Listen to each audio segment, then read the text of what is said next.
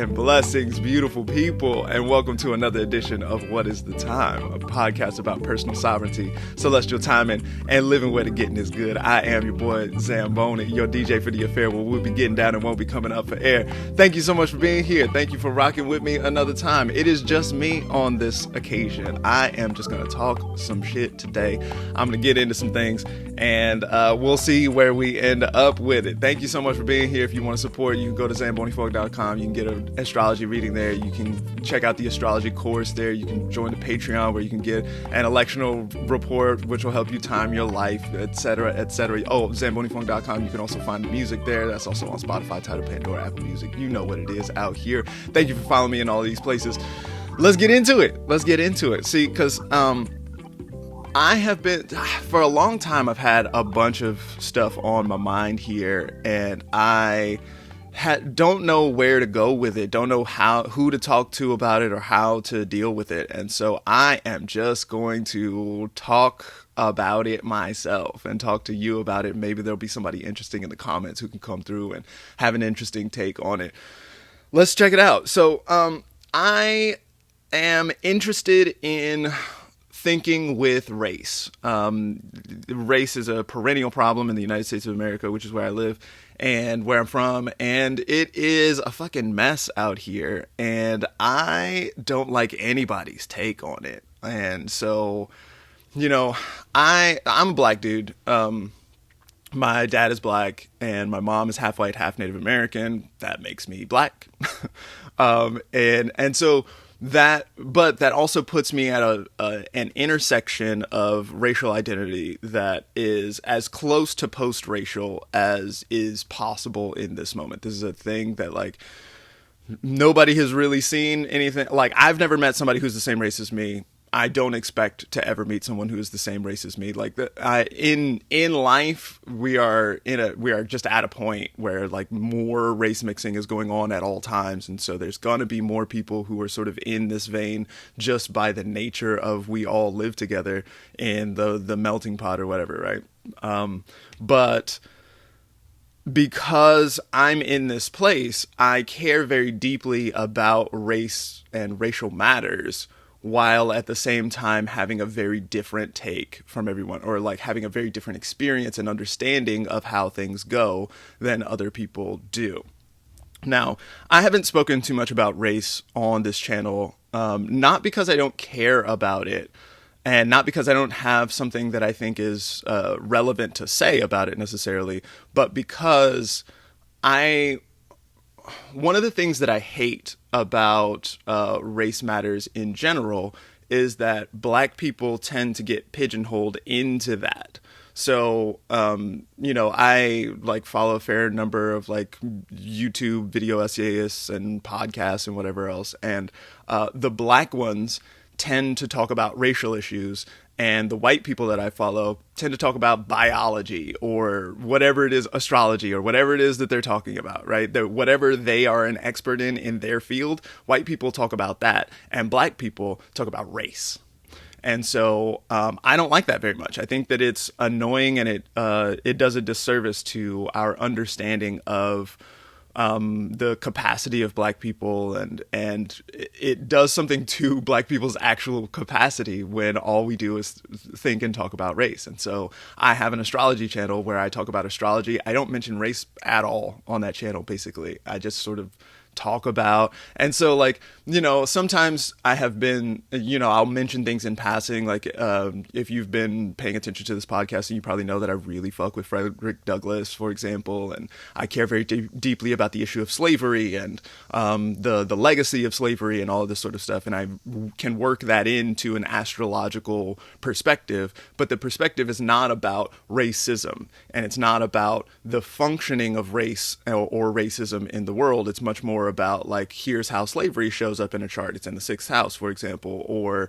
if you are looking to get free, then we can notice that Frederick Douglass got free under a full moon conjunct Uranus, which is very much about disrupting ongoing situations and breaking chains and breaking free and all of this sort of stuff, right? Uranus is a very good planet to elect for if you are trying to get free, right? So here are some examples of ways that the concept of slavery can be worked into an astrological conversation. But at no point have I been talking about race politics. I've never mentioned affirmative action or like any of this sort of like shit that's going on in the wider media landscape right now, right? But I just haven't mentioned political issues. And there's a piece of me that's like concerned about, stepping into the fray and then making enemies, getting canceled, whatever. But more than that, I just wanted to be a black dude who talked about astrology and didn't have to make everything about race. So that has been the nature of my channel, and that is honestly where I continue to want to be. But I still live my life in such a way where I care very deeply about race matters, and race matters very much to me. In my daily life, in my lived experience, I spend a lot of time being a black dude in the world, and so I've got all these feelings and opinions about it. But what I notice is that perhaps because I am in this weird intersection of racial identities or something like this, I find myself with a perspective, with an idea of what is an appropriate response to the situation that we find ourselves in. I find myself in a very different place than basically everyone else does.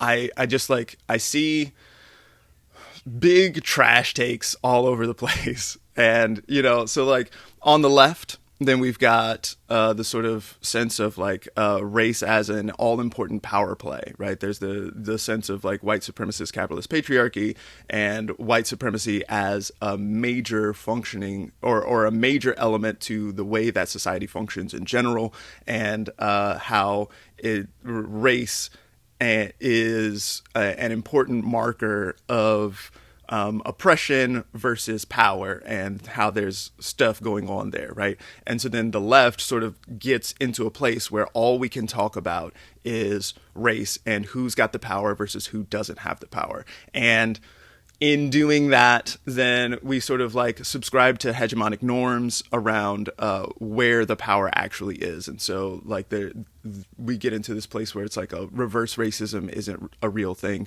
because black people, for example, don't have any institutional power, and so can't. Even if black people don't like white people, then that cannot be racism because because racism is prejudice plus power. And so white people have power over black people, whereas black people don't have power over white people. And so even if there's prejudice, there's no power to back it up. That's the sort of like concept of the left, right? And this gets mired in a whole set of things. It presumes that there's no power where there can in fact be power. There are plenty of spaces, especially now that we live in a place of or in a moment of DEI, and that's diversity and equity and inclusion and whatever.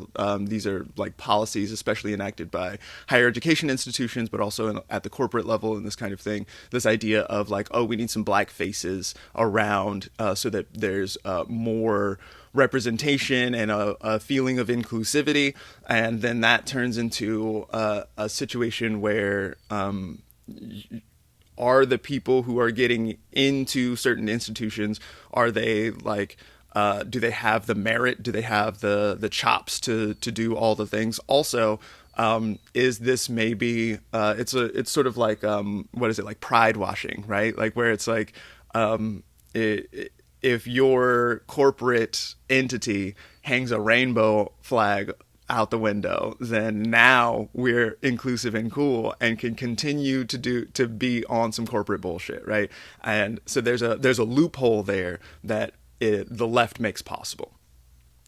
The right, on the other hand, is aware of this loophole and is like, this is some old bullshit, and speaks very much about like woke racism and this kind of thing. Woke racism is the title of a book by John McWhorter.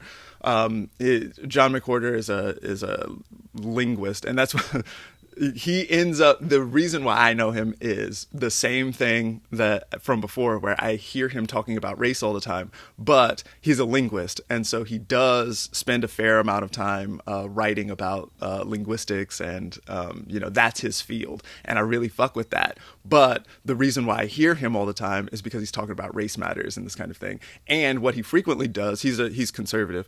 One of the things that ends up happening here is that he ends up on white people's podcasts or whatever, sort of like championing the detraction of affirmative action policies and this kind of thing, right? So it's this idea that that like wokeism, right? Man, Erykah Badu is like my favorite singer in the whole world. I love Erykah Badu so much. If you're not familiar with Erykah Badu, stop this right now and go listen to Mama's Gun. Just put that shit on. It's dope from beginning to end. It's amazing. So is New America Part 1. So is New America Part 2. So is Baduism. So is the live record. So they are all, almost everything Erykah Badu does is amazing. It's so very good. Anyway, on New America Part 1, she did a song with Georgia Ann Muldrow where they were talking about like waking up to the various systems of power and oppression that show up in the world, and in order to be consistently conscious and aware of what's going on, then I stay woke. That's the lyric that was coined in that song called Master Teacher. You can go check it out. It's bomb. So then the left took that up and was like, oh, we're going to stay woke out here. And then it turned into all DEI and whatever else. And so it turned into this corporate thing. And so then the right has then used that term woke as an insult, basically, to people who aren't thinking very much on the left and who are just kind of like championing things, who are just putting the little flag in their bio picture or whatever else, right? Like just sort of like the bandwagon of it has turned into woke. So that terminology annoys the shit out of me because it belongs to Erykah Badu, and Erykah Badu is more important than any of this other. Anyway, so. Anyway, the right has noticed that there's some bullshit going on over here on the left. Now, I'm with this. I totally am sympathetic to the idea that there's some bullshit going on in this place of like rhetoric around equity and inclusion and this kind of thing, right? It's like it's not something doesn't taste right about it. And so the right can notice this, but when they critique all of that sort of stuff, then they get into a place where things become like that's all they can talk about. They then sort of make the presumption that race and race matters and all the rest of it, racism, isn't a real thing anymore. And so all that we need to do is to get rid of the affirmative action and whatever else and let it just be a meritocratic play in the world. So they sort of go to this place where they want to ignore race or racism or the effects that can have. And that, I think, is dodging the question as much as anything else is. So what I notice here throughout all of the discourse is that it's all backward facing. All of it faces into the past. Everything. So if you're on the left, then you're sort of in this place where it's like, oh, there's been this great injustice that has occurred, and we have to focus on that and like do something that is that, you know, we can talk about reparations or this kind of thing, right? And I've got some takes about reparations. We'll see if I get to those. But so there's this idea of like a bad thing happened and we've got to like pay a lot of attention to that bad thing and how that bad thing has continued to maintain a legacy all the way up through redlining and and Jim Crow and all of the rest of it, all the way to microaggressions and wherever we might be now. Police brutality and all the rest. We can talk about the legacy of the police, the lineage of the police, where the police come from, and all of this kind of thing. There's this sense of like a historical importance of race that is extremely important to the left. Meanwhile, the right is very much focused on the sort of like most recent 10 years or something like this, where the sort of like wokeism has turned into something that is a problem unto itself. And, you know, they consistently bring up how the organization Black Lives Matter has been embezzling money and all this sort of stuff, right? And so there's this sort of like backlash against what's going on the left, but none of it is facing forward and thinking about, okay, well, what would a better situation actually look like if we were going to get past racism at any point? Then what would that look like, and is there a way for us to move to that place? Now, I have heard some people like Coleman Hughes, for example, championing the idea of colorblindness. And so there's a bit of a move in that direction. Coleman Hughes is a black dude, a conservative. So he ends up talking about colorblindness as the method for arriving at a place where we are all sort of treated equally and whatever. And so there's an idea here, but for the most part, people are sort of like, racism on the right. People on the right are like, racism happened. We are past that now, and we don't have to keep talking about racism all the time. And in fact, if you keep talking about racism, then it turns into a different perverse kind of racism, which has an element of truth to it, but also skirts around the issue that like, it's still, it's still true that if your name is Tariq, and you put your name on your resume and you send your resume out, then you're going to have a much more difficult time getting a job than Tyler will, right? Like, that's just what it is out here in the world. And so there's still something going on, but people on the right, or conservatives generally, are not really about that and don't really care to pay attention to all that. And so I find myself in this place where I'm like, oh, this sort of sucks. Like, I don't really like any of this. So I want to think forward with things. And I don't know that I don't have solutions. I'm not like, don't forget, I said this in one of the episodes a while back. Like, don't listen to me. I don't fucking know what I'm talking about. I think that what happens in the sky has an effect on what happens on the earth. I'm crazy as shit. Don't listen to me.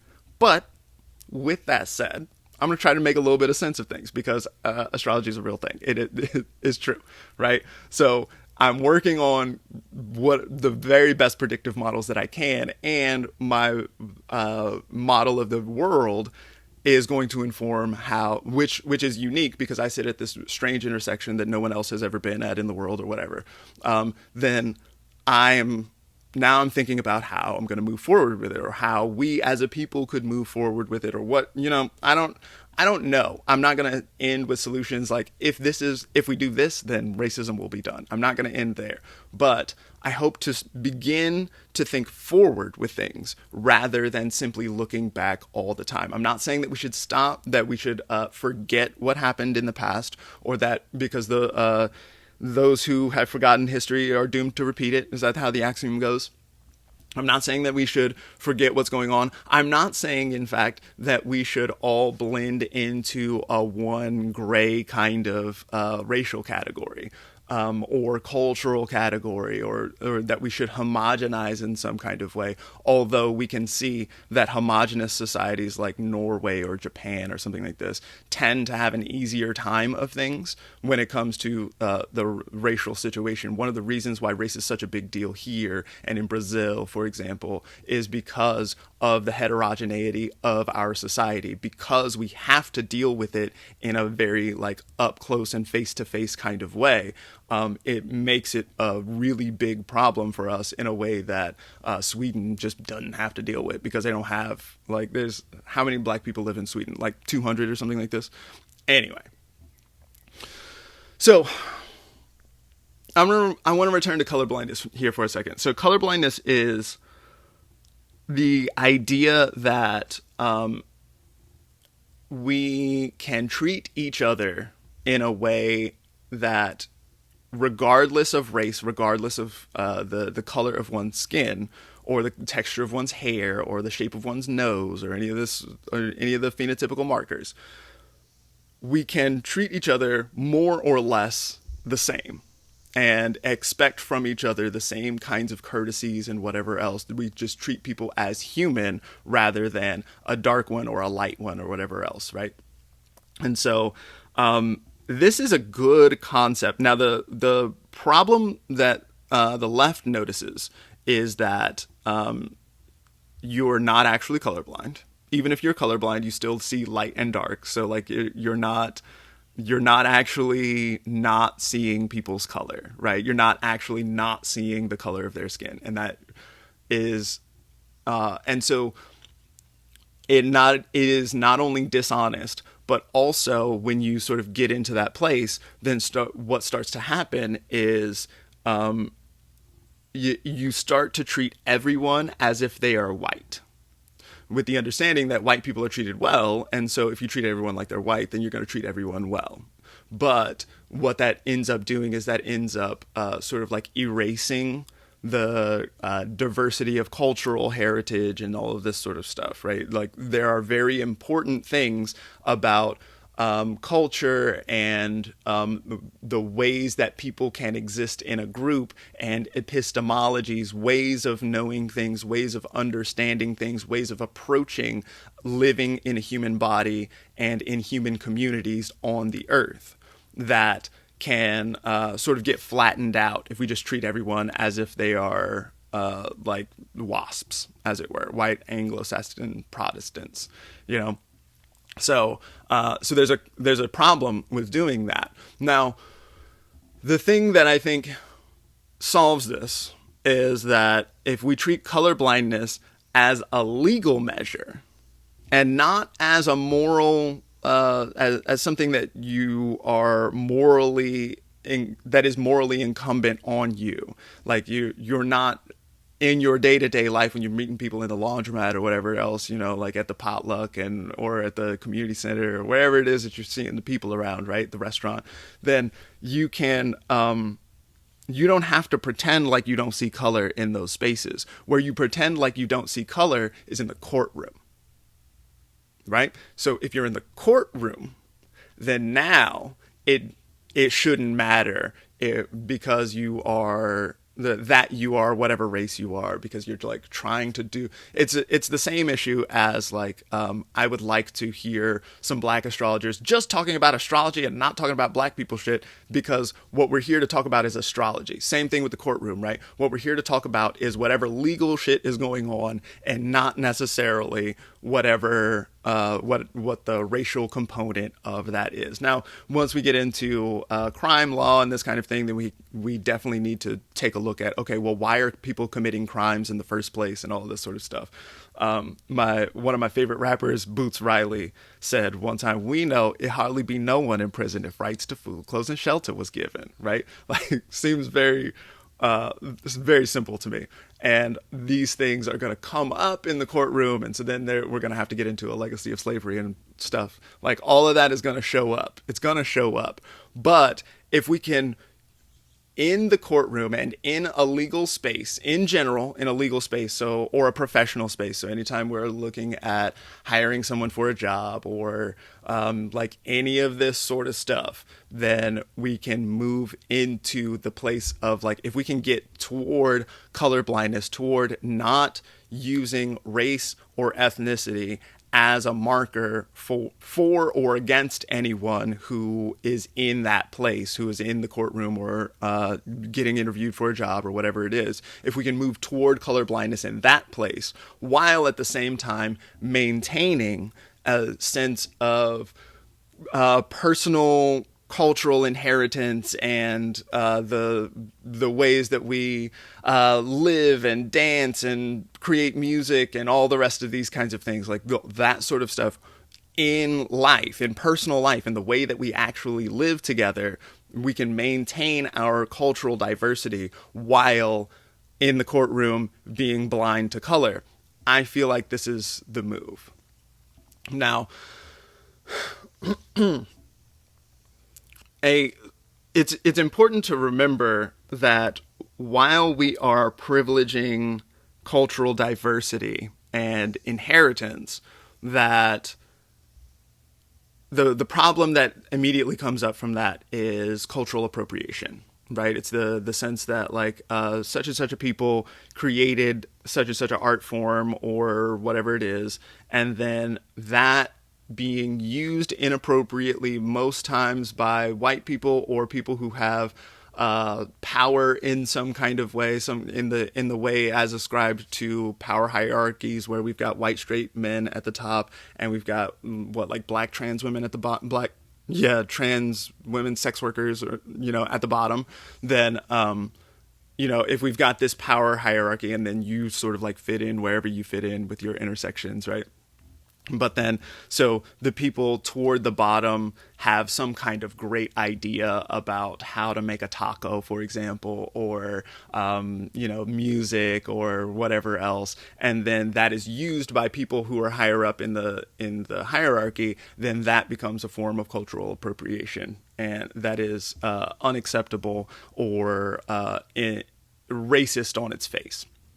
Now, there's a certain kind of truth to that, where if you are, the classic example is Chuck Berry versus Elvis, right? So Elvis is understood to be the king of rock and roll, when in fact he just bit what Chuck Berry was doing. And somebody in the comments is going to know who is the lady who was the guitar player, like the first rock guitar player. She was like a black lady who was killing the game and whatever. And then Chuck Berry kind of bit her too.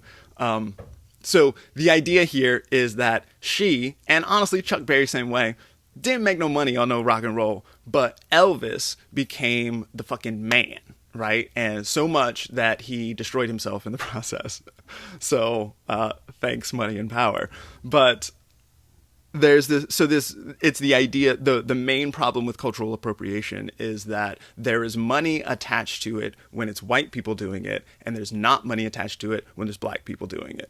If we're just going to simplify into black and white, which I'm going to do a lot of times, everybody, including me, I am not just black and white. I understand that it's more diverse than this, but we're just going to work in a dichotomy here because it's easier to talk about, and we can understand that it's the same thing when it's Asian people or Hispanic people or Native American people or whatever, right? Okay, stick with me, or don't. You can just leave too. That's fine too. So the problem with cultural appropriation is that there's money attached when white people do it and not money attached when black people do it. And so then there's this larger question of like, why is that happening, and how can we go about making this a better and more equitable sort of situation? But what that ends up turning into is you're not this race, and so you can't do that thing. And so then that turns into, that really turns into a problem, because the whole advantage of humanity is that we take ideas from one another and we mix them up and do something our own with the idea. So like, people want to be mad about Macklemore or other white rappers, for example, right? And so it's the idea that Macklemore or some of these white rappers get attention by virtue of being white, because they're white dudes performing a black art form that maybe could be going to some better, potentially black rapper or something like this, right? And so there's a inequality there that is a real problem. But like, I don't know that segregating people into their own categories, it makes any sense. I, in fact, know that it doesn't make sense, because what do you do with someone like me and there are going to be more and more people like me who straddle categories. Now, we do in my country have the 1-drop rule, where 1 drop of black blood makes you into a black person. And I have enough of that I am a black person. And in fact, it's worth noting maybe at this point that the white people and Native American people in my family more or less disowned me as a child, whereas black people always took me in and considered me one of their own. And so I came up as a black dude understanding that I was a black dude and not even really having too much relationship with white people or Native American people that I was related to. Now, with that said, I also grew up in a majority white environment with my peers. And so I have plenty of interactions with white people all the time. And so I am, I'm very, very familiar with hanging out with white people. But when it comes to like family and stuff, the ones who actually wanted me were the black people. And so I ended up being a black person. And so there's the one drop rule, which sort of like makes it simple in that like everybody can be, anybody with a drop of black blood can just be black. And this is often, I have found this to be the case where like black people tend to be more, because of that one drop rule, black people tend to be more welcoming in general. It's not uncommon to go to a black family gathering and see a couple of white people around. Maybe there's one of them is somebody's mom, for example, or there's like you get adopted children and stuff like this. Like there's like a gang of black kids and then like one white kid there with them or whatever it is, right? This kind of thing. And black people have no problem with that. Homie gets a plate just like everybody else does and all the rest of this, right? So because of the one drop rule, this kind of thing is possible. This kind of thing does happen.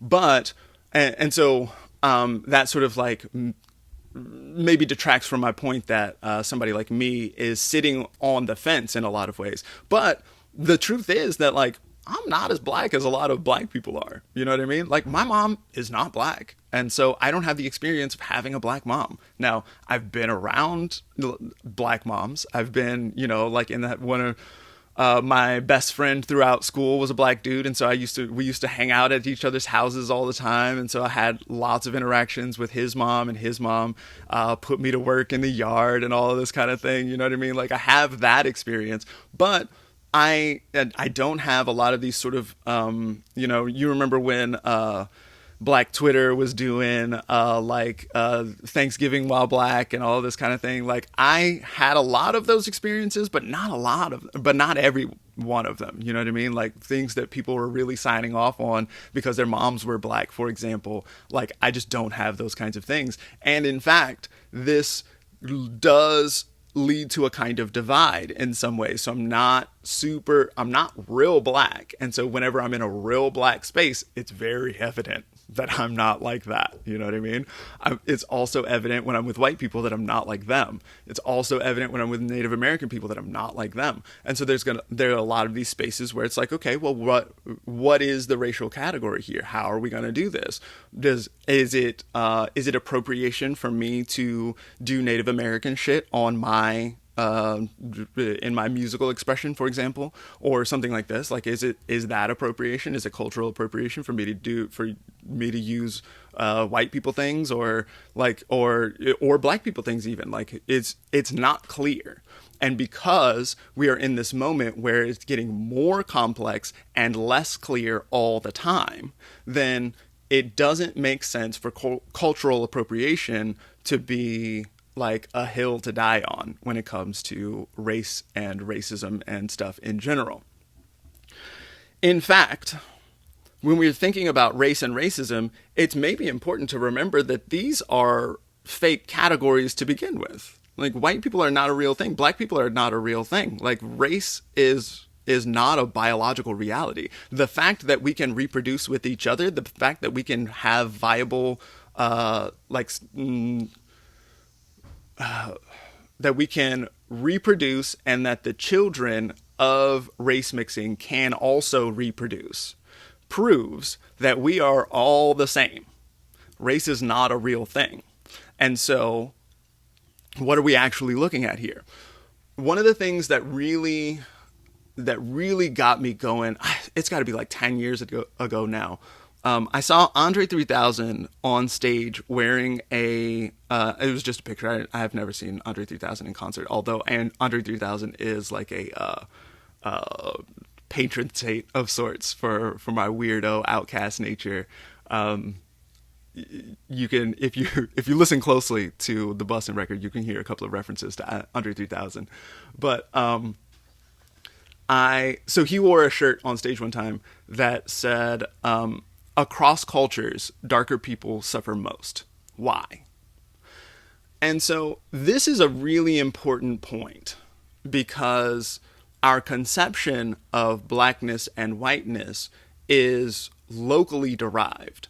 But even in places, so I mentioned Japan earlier, right? So in Japan, they have an indigenous, in the history of Japan, like a lot of people came from China and Korea and sort of like colonized the islands and then went into a space of isolationist feudalism for a long time. And so the primary population in Japan is not, in fact, the indigenous population, and the indigenous population tends to be oppressed by the indigenous people are darker skinned, and they tend to be kind of oppressed by the lighter skinned now native, but like they were originally like 1,000 years ago colonialists, right? So we see that there. We see that in India. We see that like across the world. We see that darker people tend to have more trouble in the world sociopolitically than lighter skinned people do. And this is true for me as well, right? Like I'm a black dude, sure, but I'm light. I'm very light skinned. And I benefit from this color privilege all day, every day, all the time. That I even notice it. Like, I really noticed it when one time I was in jail for a little while, and I was talking to the cop on the other side of the bars, and just after a few minutes talking to me, he was like, "Why are you in here?" And so the implication there underneath what he was saying is like, this jail cell is for like black niggers. What are you doing in here? Like, you're not the one that we're out here to arrest, right? And I thought about that a lot when I was watching George Floyd, who's big and black and dark with a cop's knee on his neck, and knowing that cops were not likely to try to put their knee on my neck. And what's that about, right? Even though I'm black and even though I have like trouble with the police and stuff like this, I'm not here for cops, and cops have in fact harassed me, and like they weren't nice while I was in jail, you know what I mean? And they're like, I've been in situations where I was with white people, and so I was the darkest one among them. And because of that, I got treated poorly by police. But like I don't expect this sort of situation, like a George Floyd kind of situation, or an Eric Garner, who's another one who got choked out by police, or like this kind of thing. Like, I don't expect that to happen to me because, in large part, because I have light skin. Also because of the way that I speak. I'm like, I speak in a very sort of like well-educated kind of way and this sort of stuff, right? So there are a lot of cultural markers that sort of... they don't make me immune to police brutality, but resistant, perhaps, So colorism, where I'm trying to go with this, is colorism is a thing all across the world.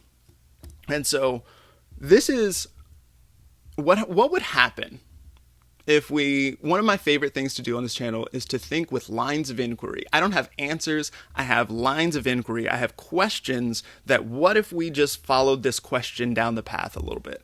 So with this in mind, what if we thought about racism instead of being a moral failure of some sort, but rather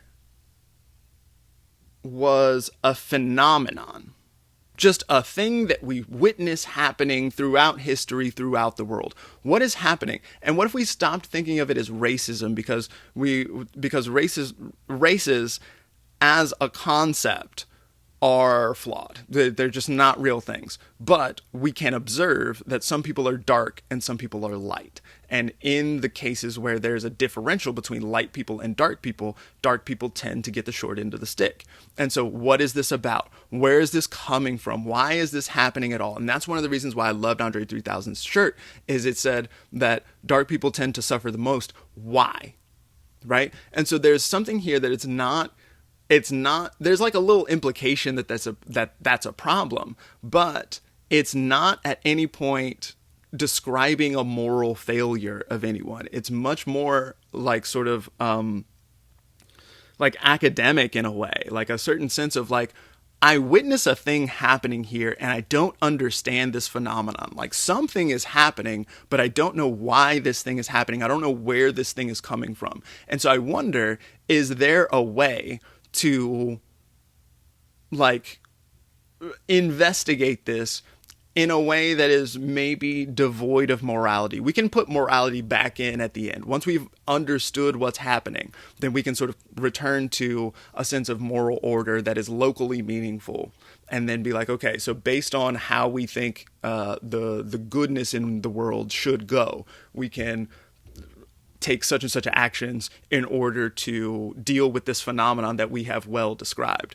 But I would like to describe it well first. I would like to understand what is happening rather than simply finger pointing and wagging the finger at people, because that ends up being a lot of what happens. And then as soon as you start wagging the finger, then the people who are getting wagged at are like, yo, fuck you too.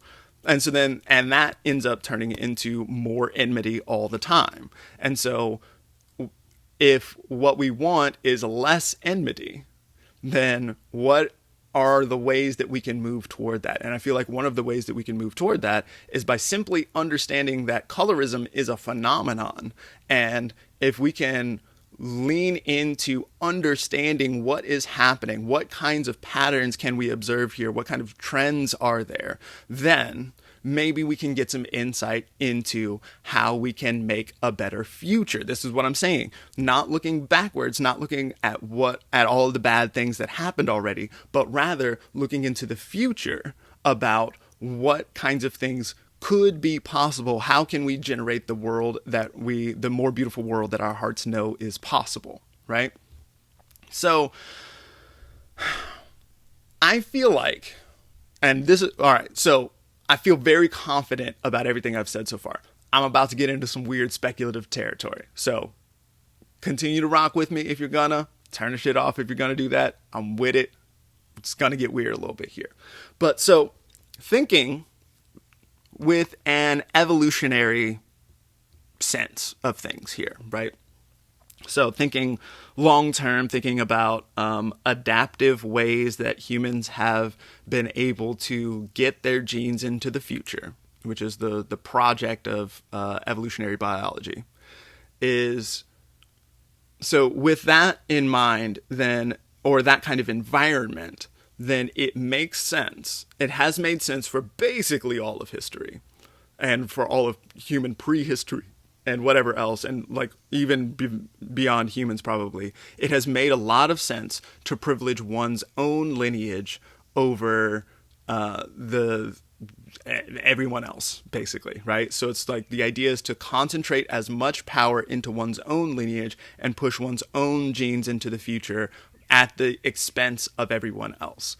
And so seeing this kind of thing, then it makes total sense that all outsider groups, and if we can mark outsider groups by something that is easy to see, like skin color, then we can get rid of those guys or harm those guys, make those guys work for us while we concentrate the power and push our own genes and lineages into the future, right? This makes a certain amount of sense. I don't necessarily like it.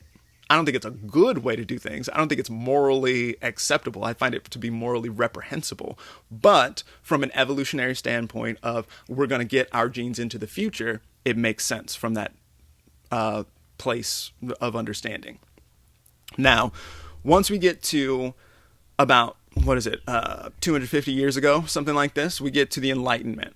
And so the Enlightenment, I have lots of qualms with the Enlightenment. You know, the Enlightenment throws out a lot of important virtues that I think are good when we think about like the world as community, and not just thinking about humans, but rather thinking of non-human things as being living agents, and this sort of like idea of like community, or even ancestors, like plants as ancestors, or Native Americans have this sort of understanding of humans being the younger sibling of everyone else in the world. We are the youngest around, and so we don't know what's going on, but there are many other creatures in the world who have a more wise understanding of what's happening because their lineages go back further. And that's the understanding that that is part of the understanding that was thrown out the door with the Enlightenment. Now, where the Enlightenment was cute was around the idea of democracy, and there's a certain amount of free market capitalism that shows up in this moment that is also useful. Now, I know I just lost a lot of people with the term free market capitalism. Hear me out. Hear me out on this one. Or again, don't if that's how you feel.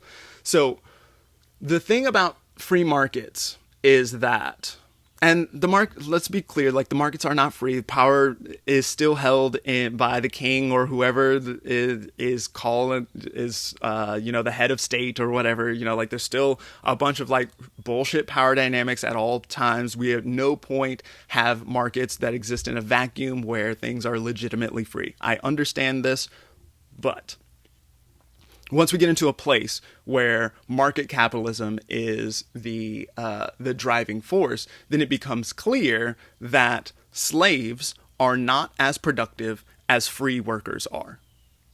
Because slaves don't give a shit. They don't care about productivity. They don't care about their situation is destitute and terrible no matter what happens. There's no incentive to make things better, to make things more efficient, none of that, right? Whereas free people who are in charge of their own lives, their own destiny, and who have a certain sense of being able to move up in the hierarchy in a way that slaves simply cannot under any circumstances. Free people then have an incentive to become more productive, to generate genuine, excellent ideas. Furthermore, when there are workers who are thus incentivized, then it becomes useful to not only employ those people, but to cooperate and work alongside those people, other free people, so as to produce more and to become more productive and to thereby increase the wealth of the entire community, because we can work together with all of the people. So one of the problems with slavery is that you get a character, you get brilliant people, you get geniuses who are then whipped into submission and who don't use any of their talent. Like, there could be, think about if we had not had 400 years of slavery, would we be able to have cured cancer by now? Because there was great minds who were involved, who would have been able to think more brilliant thoughts, especially in conjunction with other free people who could have thought more brilliant thoughts. There's all kinds of potential. Like, the opportunity cost that comes along with slavery is astronomical. It's absurd. Like, the amount of great ideas and great performance that you leave on the table by not letting a certain group of people thrive and flourish is deplorable. And so if we get into a space where people are free and people can do whatever is good for them, and what is good for them becomes market productivity, then everyone eats more. And this is simply borne out by the data. There's more food to go around in 2024, which is where I am right now, than there was in 1824. This is a simple fact. Now, I'm not saying that all the food is getting to all the people. I'm not saying that hunger has been cured. I'm saying that it could be cured right now. There is enough food that nobody could be hungry. There's some bullshit, as I said before, markets are not free, et cetera, right? There's some bullshit, so people are still going hungry. But by and large, productivity has increased by like an unimaginable margin, a margin that would have been unimaginable in 1824. In the past 200 years, it has risen ridiculously. The amount of wealth that most people have has risen ridiculously. Now, is it better? There's an argument to be had there, but it's clear that there is more food, more shelter, more wealth, right? People are the idea of climate control inside. It's always springtime inside your house, right? This kind of thing. We live much richer lives since free market capitalism came, or market capitalism came into the onto the scene, because free people who are in charge of their own destinies and who have their own incentives to make things happen in their own lives are incentivized to actually do shit to make shit work, and also have more opportunities. We do now. Okay, so I've made my case for markets here, but so then as soon as markets come to dominate, then you get perverse incentives, which incentives to game the system. Then those incentives become the thing that makes the most sense, and then this has the tendency to loop back around toward, oh, if I can privilege my own lineage by gaming the system, then, because that's the ancient desire, or that's the ancient understanding, if I can just get my own lineage into the future by whatever means necessary, and that includes gaming the system, that includes polluting the shit out of everything that's not my backyard, it includes sweatshop labor or whatever else, you know what I mean? All the different ways to game the system, lobbying interests to make sure that the laws skirt right around where you need them to go, and all of this kind of thing, right? Those perverse incentives do become the major player, and they sort of push everyone in that direction. Now, what I'm saying here, and that's kind of the central point here, is that is the thing to solve. Racism is, by the way, it's symptomatic of this larger issue. The more important thing, the more complex and important issue to solve, is this idea of perverse market incentives, which make it possible for all of this shady bullshit to go on that is good for markets and not for consumers. It's good for corporations and not for people, right? Those are the real problems that we run into now. That's what we have going on here, and that is the real problem. That is also not the problem that I'm here to solve in this video. I have been thinking a lot about ways to disincentivize bullshit and to incentivize making the world a better place. I don't have a lot of good ideas about that. I've been thinking about that because I know that is the real thing to be thinking about, but I don't have any real ideas for that. Maybe I can discuss this with Brian one of these times, and he'll have an idea about it. That dude is a real fountain of great ideas. But returning to a scope that is locally meaningful, right? So I think that all meaning is local. So, if you zoom out far enough, then you can find that none of the shit that matters to you matters at all in the world, right? Or in the universe or in the cosmos at large, right? So you're hungry today. Oh, that's really meaningful to you. But Jupiter doesn't give a shit about that. Alpha Centauri doesn't give a shit. Doesn't even know that you're there to be hungry in the first place, right? The further you zoom out, then the less meaningful or truthful any of the stuff that matters to you is going to be. And so there's a certain sense of moral relativism that I simply cannot get around. However, moral relativism doesn't mean that I am divorced from my own morality, because we can always zoom back into where I actually live at, and then things that are right and wrong or good and evil make more sense at this local level. So, returning to a scope that is locally meaningful, racism is bad, but not necessarily because it is harmful to individuals in the sense that those individuals get whipped and punished and raped and receive all manner of terrible bullshit. Not because of that, but rather because to privilege one's own lineage at the expense of the rest does harm to everyone in the community, including those people. But then furthermore, down into generations, there's the cost of not using the brilliance and the genius and the performative capacity that slaves have goes on to it's the astronomical opportunity cost, right? And so the most appropriate response to that is to democratize opportunity, to make sure that everyone, most especially young people, have not only a fair shake at things, but that they have the very best opportunities that are possible to offer to young people. Now, that includes everything about education. And education as a system is a full ass mess right now. And I got plenty of critiques about that. And a lot of it comes down to the same sort of like power lineage sort of stuff. That shit is a whole mess. But if we can understand that, a strong educational system that provides opportunity for all of the young people in all of the places would go on to increase the wealth of and serve every generation that comes after them indefinitely.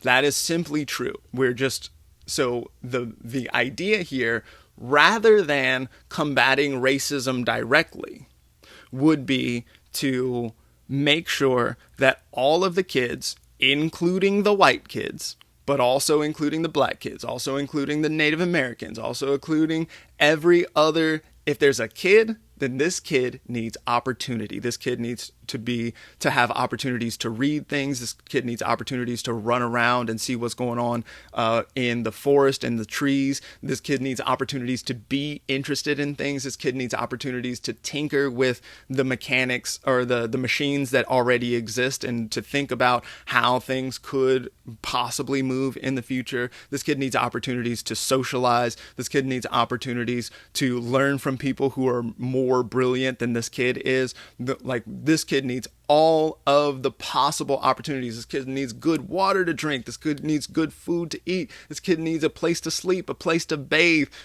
strong values around what matters and how we can serve each other, all of this sort of stuff. This is the kind of thing, if we can include all of the kids, not just the rich kids, not just the poor kids, not just the white kids, not just the black kids, none of this stuff, all of the children, if we can get all of the children into a place where they can have opportunities, then this serves all of humanity, and not just all of humanity, but the world community in general. This is going to go on to serve, because people by their nature are going to notice that the Amazon, for example, is being destroyed, or that the oceans are being polluted and all this sort of stuff. And people, that is not in their nature to do that. It is market incentives that make it possible for those things to happen. But if people are just on the beach and they see a tire out in the road or in the water, or they see or they hear that the coral reefs are deteriorating and dying, or any of this sort of stuff, then people immediately, the first thing they want to do is make it better. They want to fix things, right? They want to improve the situation. All we have to do is make the opportunities available to children and understand that those children have the same heart of gold as all children do, and that they're going to want to make things work. They're going to want to make things better. And as those children turn into adults, then they're going to want a better life even still for their children and for their grandchildren, etc., 7 generations on down the thing. So where I'm going here is that it is not useful to point at race directly in working through these issues. Like, yes, there are disparities right now. And even, I think one of the things that the sort of like movement for Black Lives, for example, or whatever else, I think one of the places where we get stuck is that in the 60s and 70s, it was extremely useful to point directly to race. It was important that there was a Black is Beautiful movement, or Black Power, or Chicano Power, or all of these kinds of things. People really started identifying with their race or their color in some kind of, you get like the Red Nation and like all of this sort of stuff, right? And then the yellow and the colors get kind of weird at a certain point, and you're like, man, how much do it? But there's a certain sense of I can be proud to be the thing that I am. In the 60s and 70s, that was a real big deal. It was very, very important. It was necessary for us to move toward the place where we actually are now. The civil rights movement accomplished a very great deal, and I cannot abide the sense that like it didn't do anything. That's simply not true. It's way different now and better in a lot of ways now than it was before. I am so wildly, tremendously, incomprehensibly grateful for the gains of the civil rights movement, which made it possible for me to not only exist, right? Because race mixing was literally illegal. It would have been illegal for my parents to conceive me as a child 20 years before I was born or something like this. Like, not that long. So it would have been literally illegal for that to happen, but then also extremely dangerous for both of them. The civil rights movement made that possible for me to simply exist. But then further from that, it made it possible for me to live the life that I live and have the wealth that I have. You know, like I've got a lot going for me, and from the perspective of education and all the rest of it, that would not have been possible in a prior era. So it's simply true that civil rights did a lot for me and made it possible that for me to live the life that I live now. And I know that I'm not the only one. I know that this is a widespread phenomenon, that black people in general are in a better spot now than they were in the 60s. Now we could talk about like how important, you know, there's a lot of like black separatist movements that'll speak to the problem of integration, and as people that there was, if people had a stronger black community in the 60s where there was a certain sense of like honor and dignity, then that became depleted as integration happened, and there's a pretty strong case for that, honestly. But that notwithstanding, civil rights movement made a lot of real good progress, and I'm very grateful for it. However, to approach the racial dynamic as it is today with the same ideas and mentalities from the 60s doesn't work anymore. It no longer serves us to be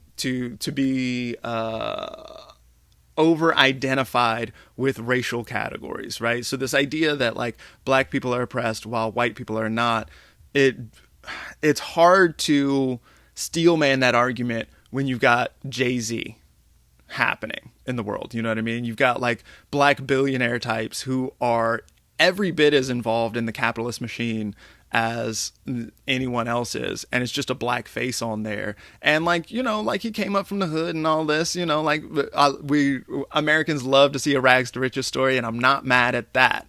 But like, it's Jay-Z is not going through it the way that his probably cousins are still in the Marcy Projects. You know what I mean? Like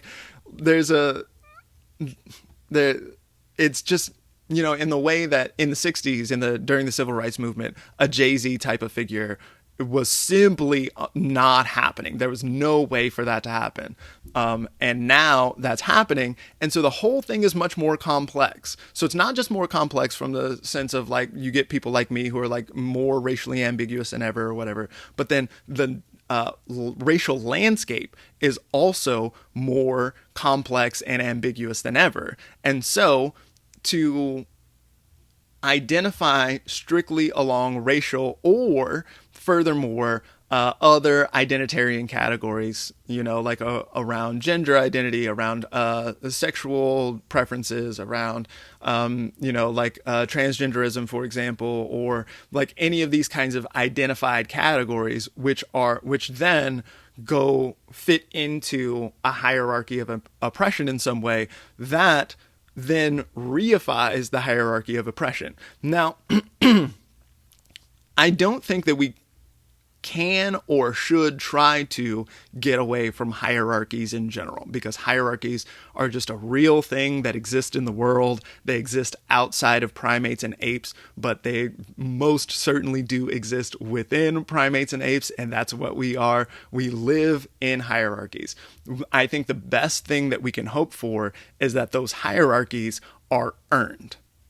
So rather than people like nepotism types who are born into fortune, and they we can think about like any of the legacy, like Kennedys or the Bushes or whatever else, right? Like the sense of like born into power and remain in power as a result of that, as a result of just having been born into the place. Then rather than that, it would be best for the people in power to have earned it. Right, that's the genuine meritocratic process. The sense of like, oh, there's somebody who knows what the fuck he's doing, and so because she is so brilliant at her craft, then everybody takes orders downstream from that. Right, like that is the kind of thing that we all ideally would want. So we can't get rid of hierarchies because it's simply not possible being an ape in the first place.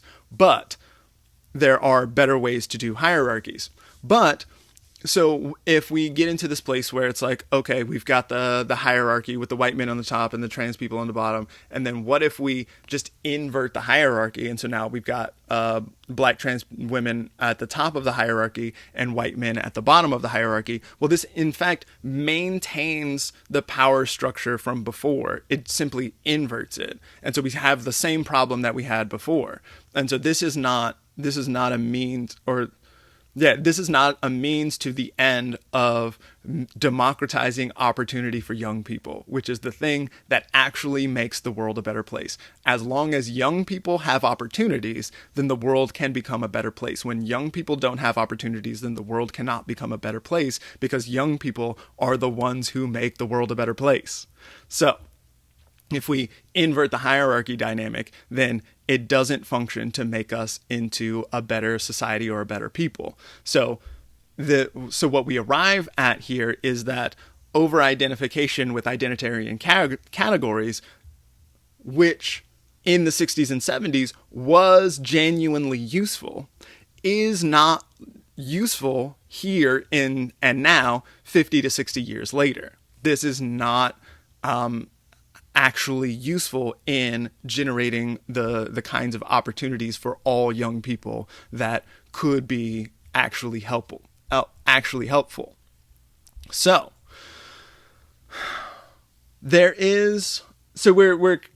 we've got a few competing interests which need to be balanced here. We've got the sense of colorblindness that is excellent in a legal framework, but that breaks down at a personal level. We've got the personal level, which privileges diversity and cultural inheritance and has a sense of black is beautiful, or whatever I am can be beautiful, is beautiful. It is good to be me, and I'm proud of the lineage from which I came. However, I am not so proud of that lineage that I want to destroy all the other lineages in order to ensure that my genes go forward, right? So there's a little bit of, there's play in there. And then we've got this sense of like over-identifying with whatever category I am, and then generating a power hierarchy based on that. In the same vein that we have always learned, it's the idea of, it's the same thing as like cancel culture turns into a carceral justice system, right? So it's the idea that like, oh, like we should abolish prisons because carceral justice is no real type of justice, and also fuck that dude, get him out of here. And so it turns into just reproducing the same form. And so what we need to do is think outside of that. We can't look back at the old form anymore, because the old form, as long as we look at that, then we're going to reproduce that thing. So what we need to do is look forward and think about, okay, how can all of the kids get the kind of opportunities that would then improve all of the human generations that come beyond us, and not just the humans, but rather the whole world as we move forward. So while we are thinking with racial discussions, it could be helpful to wonder then, how useful is it to be talking about race at all here? I'm not saying that it's going to be at zero, but it's likely not as important as it might otherwise seem.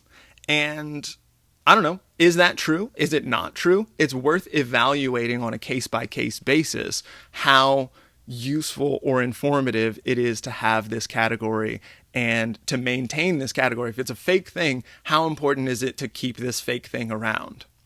It has been important and useful in the past. Is it still useful and important now? It's worth asking this question around and around, again and again. That's what I got for you today. Thank you so much for making it to the end here. Super appreciate it. This went longer than I thought it was going to. I thought it was going to be like a 20-minute sort of tirade. Here I am, an hour and something later. But thanks for being with me. And let's see. If you have something interesting or useful to say, I would love to hear about it, because I don't know necessarily what's going on here any better than other people do. So yeah, please jump in the comments if you've got something interesting, useful, or productive to say. Thank you so much for being here. If you like what I'm doing, don't forget to check out ZamboniFunk.com, where I teach astrology and stuff like that. I mostly don't talk about race at all. So thanks a lot. Take care later.